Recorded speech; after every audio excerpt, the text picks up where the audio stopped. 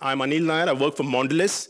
I'm not sure how many of you know about this company, Mondelez. It is the same old Kraft Foods, which actually got a new name last year. Yeah, so it's the same old company. I'll just give you a brief on how the company looks like. So this is basically the agenda for my speech.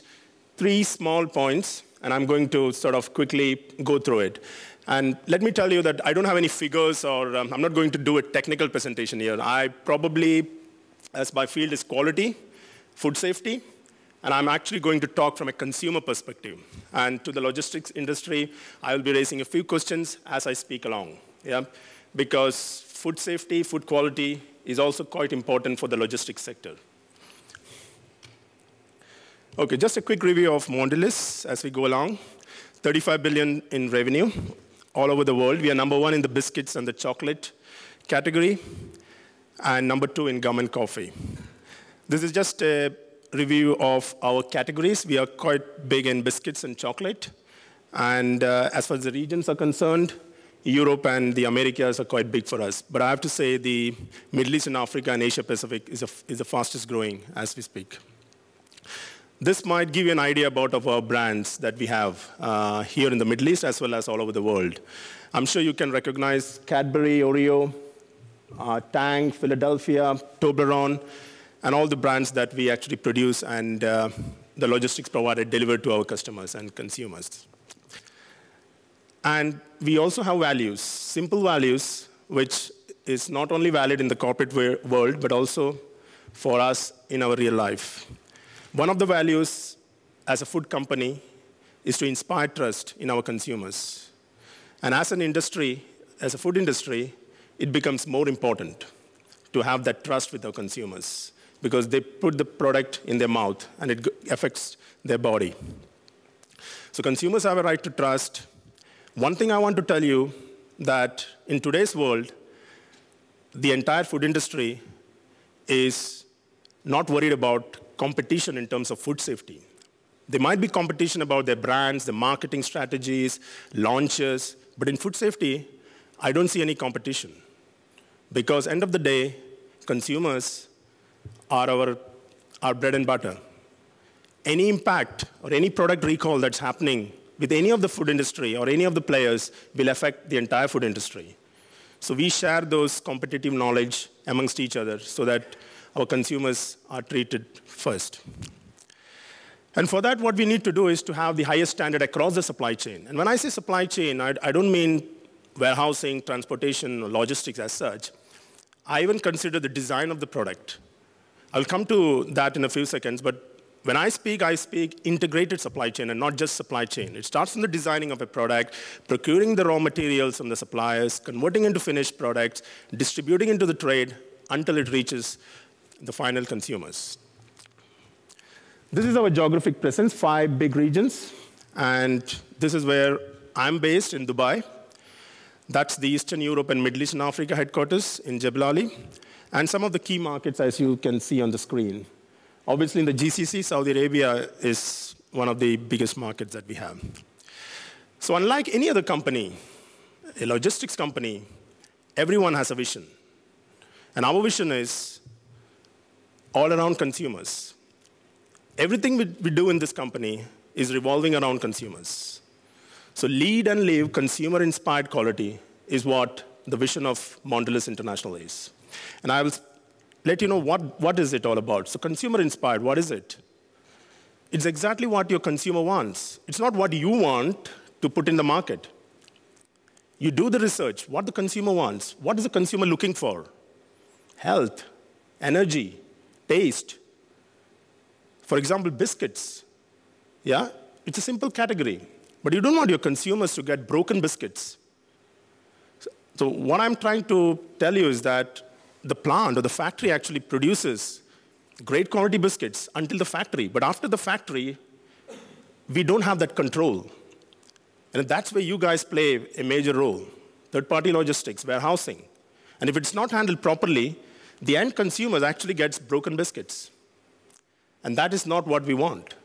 So we want to look at the entire integrated supply chain as a whole, and in the end, what we talk about delivering a profitable food future, and that's what it is. Everybody has to play their part. So consumer-inspired quality is what my theme is today, guys. So in Mondelez, we have a function which is called the business unit quality, and it's nothing but supply chain quality. It starts from the factory gate, goes around all the handling, the supply chains that we have, third-party logistics, wholesalers, retailers, all the retail outlets, until it reaches the consumers. We want to make sure that we have product quality and safety in that chain, and not only in our factories. I'm not going to go into detail, but the supply chain quality is actually in 4 tiers. The first tier is pretty mandatory. You need to actually train and provide your warehouses all the necessary expectations from a food industry so that they actually can handle your products in the right manner as you want. And then you need to audit them on a frequent basis to make sure that they can actually adhere to those expectations. Special situations management, the second point, is nothing but crisis management. It's like in the event of an unfortunate recall or a food safety issue. That's the #1 priority. You need to trace back those products. Where has it gone? And if you don't have a sound traceability system in place, you won't be able to do that. And it's not only about doing that, but doing that in a few hours. Yeah? The best practice that I've seen is to do a complete traceability right from the raw materials until the customers to whom that finished products have gone is like 2 to 3 hours. That's good. But today I can tell you that some of the companies can't even do it in 24 hours. It depends on how severity the traceability exercise or the product issue is. But then we need all the players, like the logistics industry, the retail outlets, the distributors in the chain, the plant, everybody to come together. So there should be an integrated approach when we do such exercises. The last business value programs is about retail audits, retail quality audits. I will speak that in a moment. This one chart I specifically put because I want to focus, because this is a logistics forum, and what happens in a quality management system in the supply chain world. So imagine that's a warehouse. 2 activities. Goods comes in, goods goes out. Some of the key focus area from a quality perspective that needs to be performed. So for example, control of return products. Now, everyone gets return products. It might be wrong deliveries or short expiries or damaged products, but you need to have a system in place to make sure that products are clearly identified, segregated, and make sure that it doesn't go back into the system unless you are prepared to sell it again. Storage conditions. Every single product, whether it's a chocolate or a biscuit or cheese or gum and candy, everything has specific temperature and humidity. And if you can't deliver that expectations in any part of the supply chain, for example, in transportation, the shelf life of that product reduces. So for example, if you have chocolate at 9 months or 10 months, if you abuse that chocolate in the supply chain, if you don't store it or transport it in the right temperature, even for like a few hours, the shelf life of the product reduces. And what I mean by that is you don't give your consumers what they need. The sensory feeling of that particular product is actually not meant. So in that case, the manufacturers ideally have to reduce the shelf life, not to 9, 10 months, but to 4, 5 months, assuming the abuse in the supply chain. I'm not going to go into details. I'm sure you know a little bit of everything. Traceability we covered. Hold and release. Hold and release is, again, I've seen in this part, hold and release is basically, due to non-conformance, you hold certain product, and you make sure that it doesn't go into the trade. Now, sometimes you have great systems. You keep it on hold in the system, but physically, the product actually goes off. And why? Because you don't segregate it, you don't keep it in a place where only authorized people are allowed to go and look after that product. You don't have a label on those pallet or those products. So these are things which we feel has to be looked upon. So this is what happens. Quality control of the plants, great. I think all food industry make sure that they produce the right quality and good, safe products. It goes to the warehouses. You have systems of auditing. You make sure that your warehouses are up to the standards, meeting the expectations of the food industry. But then after that, it's a big gap. You don't actually audit your logistics companies. You rarely do that. Some companies do that. You don't audit the distributors on a regular basis. We expect them to perform a good job, but sometimes there are ways of cutting corners. So end of the day, the consumer doesn't get that product that we promised as manufacturers.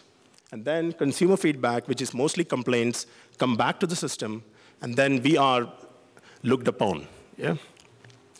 So this is what I was telling about retail quality audit. So what is retail quality audit? Yeah?